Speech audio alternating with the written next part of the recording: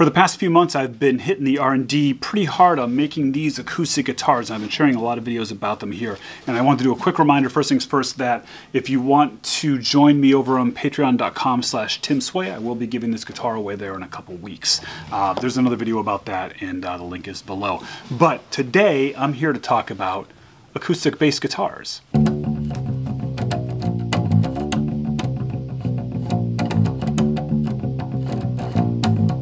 This is my first attempt based on this platform.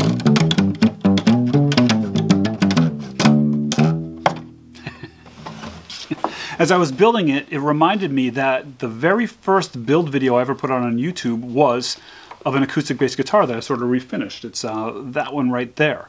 And so I went and I looked it up and I realized that it was 10 years ago, almost to the day, that I posted that video.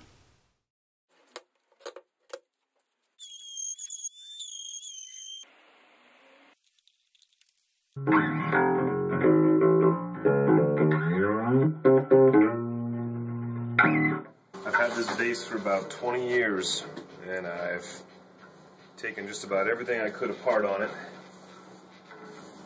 Pulled all the frets out, pulled all the electronics out. Finally got it to sound the way I wanted it to sound a few years ago, but it was sure ugly. So, try it like this for a while.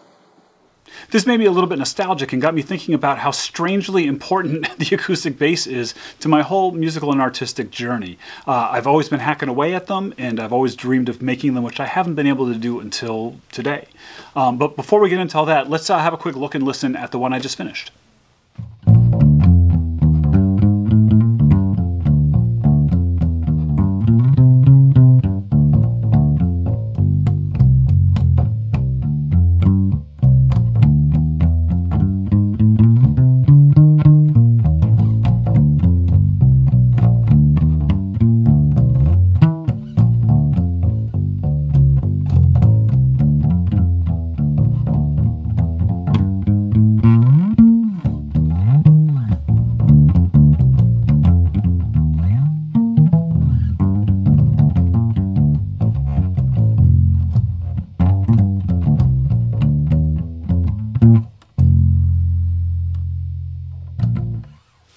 We'll go way back to the beginning.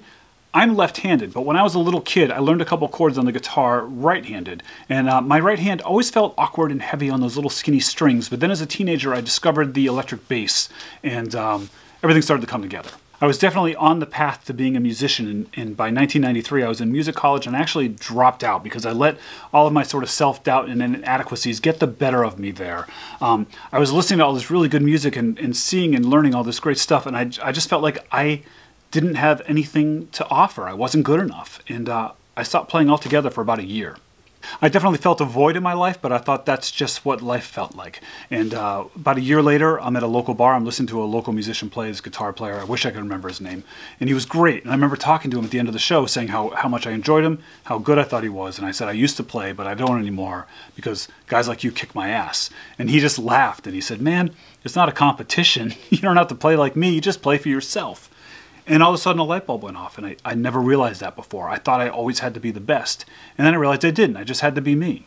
Almost immediately I went out and I bought an acoustic bass guitar so I could start playing again at low volumes and practicing and whatnot. It was actually that one right there, about 30 years ago. In college, I was studying jazz, and my big musical influences were like Charles Mingus and Ray Brown and Ron Carter, all these like upright guys, and I didn't play the upright, but I also had this like punk rock side of me, I still do, and I remember seeing the Violent Femmes play live in like the late 80s, and Brian Ritchie was playing this big acoustic bass guitar, and I thought that thing was so cool. It was a pretty good fit for me, because I had a small apartment, no upright bass, and a heavy right hand. I could just sit and practice on my couch. It's a quick little sidebar parallel to the story I'm telling. A bunch of years later, when I started my woodworking side hustle while I was still playing music, you know, I was making like rustic, primitive furniture, pallet wood stuff, selling on Etsy and everything. And I remember setting up for my very first craft show right next to this guy that was like this like really accomplished wood turner. Like he made these beautiful bowls and stuff.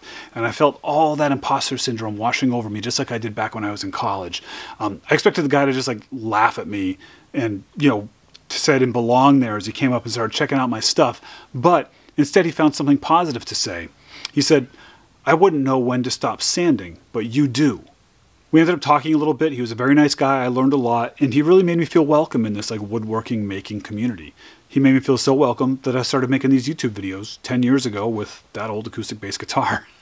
And then through YouTube and all the online stuff, all these maker groups started forming. I started meeting all these other people that were also very welcoming and inviting. And most notably, I met this guy named Jimmy DiResta, who had just a few months before me started making YouTube videos. And they were amazing. And he really encouraged me to try it out myself and to find my own voice, which I continue to do today. There's a commonality I'm trying to point out here. In a world full of naysayers and critics, the people that are truly accomplished at something are the ones that are worth listening to, and they will almost always be welcoming and supportive. Anyone who is not is probably not all that accomplished, probably not worth listening to.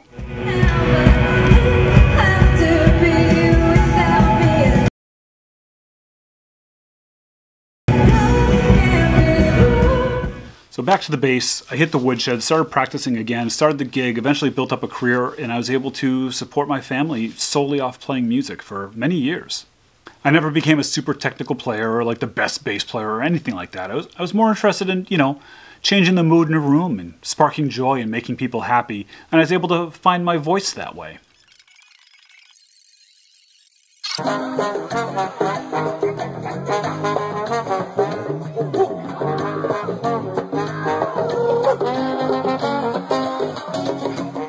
My heavy right hand led me to eventually switching to the double bass, which really worked out a lot better for me, and that became my home. I taught myself how to play it, and it gave me an opportunity to create a niche for myself that was not very popular at the time, and I was able to get a lot of work that way.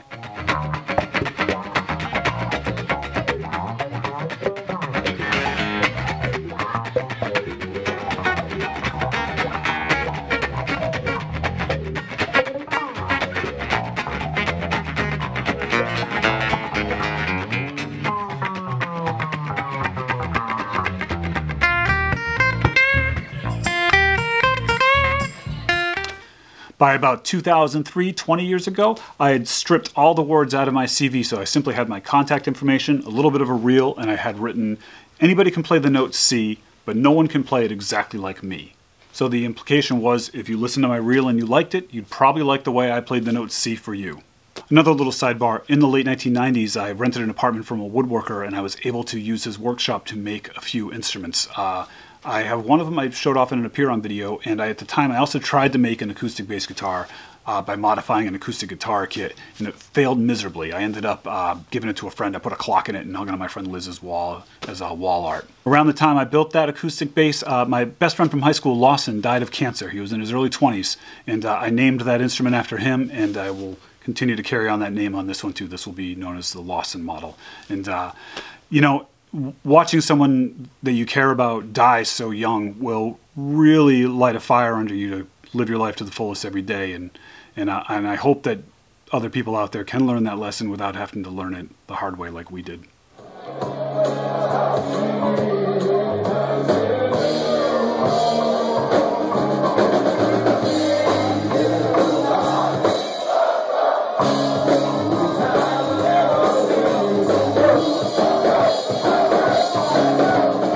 Still working on finding my voice. The double bass was becoming integral, but then sometimes I just couldn't bring it and I needed a bass guitar. Loving the acoustic bass, I continued to use this one, which has been heavily modified over the years. I pulled the frets out of it. I had to change the bridge on it. I, most importantly, removed the piezoelectronics because I don't like those, and I put a magnetic pickup into it, and that's what really made the difference for the instrument. And I love this so much, and this became such a part of my sound that I went out and I bought another one that I left the frets in so I could have a fretted and fretless version. That one I painted silver to match my aluminum upright bass.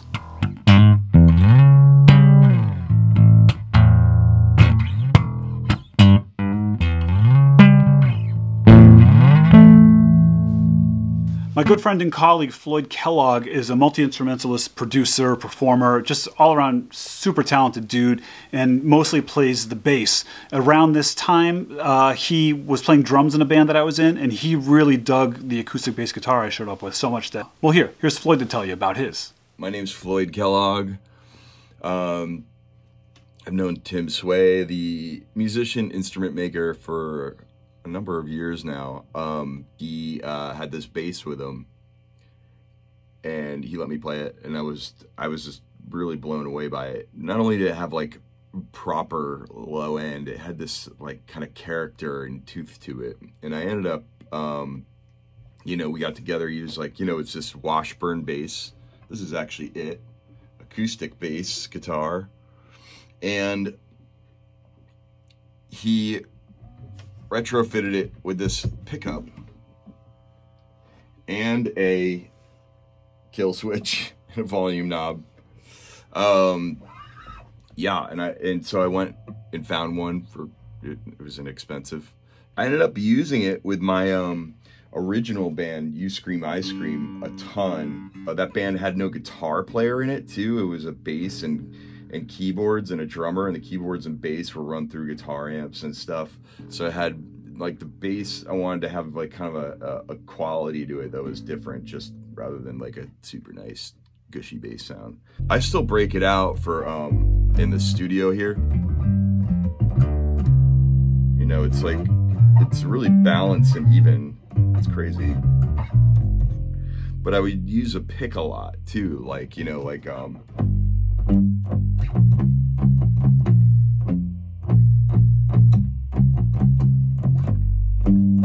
you know, and like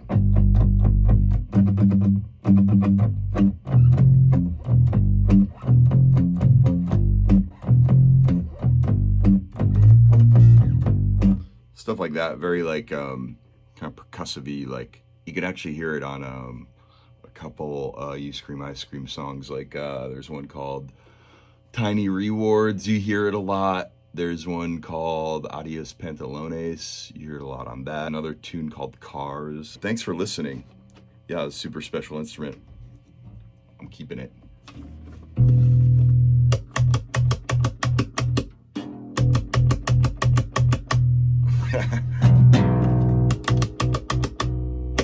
Also, like me, Floyd loves a kill switch. I put some links below to Floyd Kellogg's work so you can check out what he's doing. And he has one of my favorite videos of all time on YouTube, is a rock video for his band that he played that bass with. I'll leave a link to that too. My love is free, check me out before I bounce. Good God, rocking out. So around the time I was cleaning up that bass, the last 10 years or so, I've really been more interested in making things that make music than playing music itself. And I've been very, very fortunate to be able to transition my career to where I basically retired from playing music altogether about 5 or 6 years ago. I'm still just out there doing my thing, trying to find my own voice, and not too concerned about the voices of others. I understand that this is not a competition, and I just keep doing what I do, and they can keep doing what they do, and there's place for all of us, and each one of us has our own little note that we add to the chorus.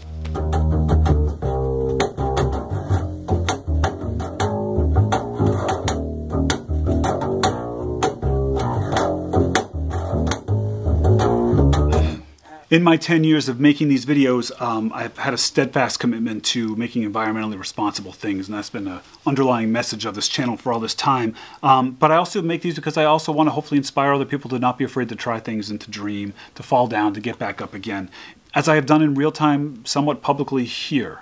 So maybe you're feeling some of those inadequacies and self-doubts like I've dealt with over the years, and I'm here because it's my turn to say it to you that it's okay, it's not a competition. You just play for you. It's so funny how sometimes our actions and the objects that we make remind us of these things that were kind of long forgotten for me. And once again, it's this acoustic bass guitar that lit another fire in me, and it's been riding alongside me for my whole artistic career. It's amazing. I didn't even realize how important of a build it was to me until I got near the completion, and that sparked my interest in doing this video. It's a little bit different than what I usually do. It's a tangible representation of my past 30-year career. Even marking 10 years ago when I started doing YouTube, almost to the day. Thanks for being a part of this with me. Don't forget, patreon.com/TimSway to be eligible for the giveaway. Hurry up before I drop it.